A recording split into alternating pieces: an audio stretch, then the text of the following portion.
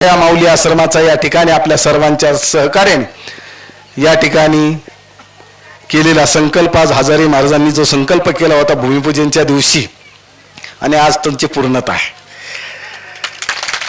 आज तो आनंदाचा दिवस आहे. केलेला संकल्प, सत्य संकल्पाचा दाता नारायण.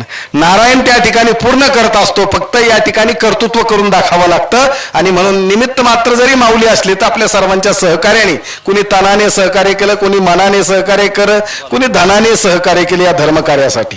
बरं, सहकार्य केलं ते पुण्य तुम्हालाच आहे. जरी तुम्ही 10,000 रुपये दान केले असले, माऊलीने मंदिरालाच घातले, ते पुण्य तुम्हालाच आहे. आम्ही निमित्त आहेत, आम्ही निमित्त असतो.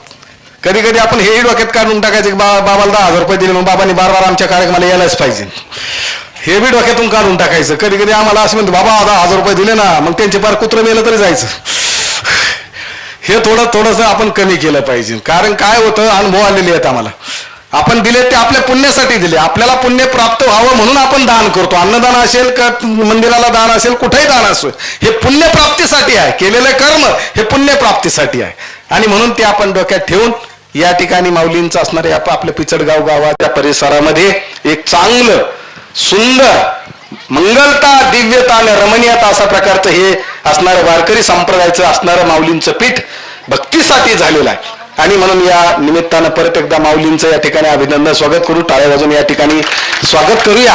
आणि सतत वरचीवर आपण जसं होईल तसं सहकार्याची भावना, चांगली भावना या ठिकाणी निर्माण करावी.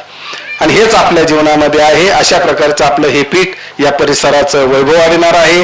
परिसरामध्ये मला वाटतं माऊलींचं मंदिर दुर्मिळ आहे. म्हणजे असेच आपलं मेन आहेच अधिष्ठान, पण माऊलींचं स्पेशल मंदिर मूर्ती स्थापनेचं हे आपल्या पिचडगावमध्ये प्रथम झालंय, हे महत्वाचं आहे. आणि म्हणून या निमित्तानं परत एकदा सर्वांचं अभिनंदन होतो. वेळ झाला, वेळेचं भान ठेवून मलाही पुढे एक कार्यक्रम असल्यामुळे रात्री 12-1 वाजता मन ठेवून आलो होतो, पण माऊलींचा आग्रह होता. आणि त्या ठिकाणी आपल्या परिसराचं वैभव आहे. हे असणारे ज्ञान मंदिरं, हे भक्ती मंदिरं निर्माण होतात.